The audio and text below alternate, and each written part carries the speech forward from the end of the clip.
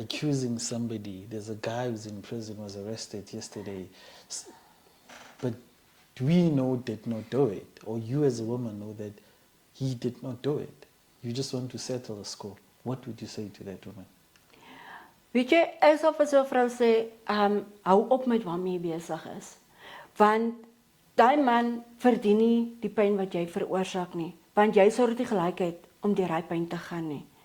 So, moenie iemand valslik beskuldig van iets wat hy nie gedoen het nie, want jy breek daardie persoon.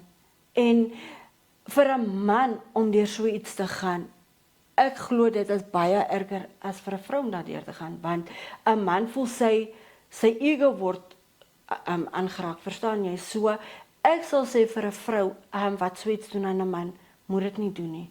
Because jy sal dit nie like as dit aan jou gedoen moet word nie. En jy sal dit ook nie like as jy onskuldig in die tronk moet gaan sit nie.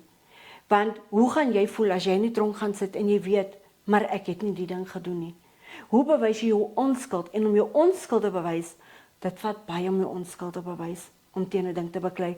So vir die vrou daar buitekant wat voel, jy doen dit vir watse rede ook al, moet dit nie doen nie, want dit is nie moeite werd nie.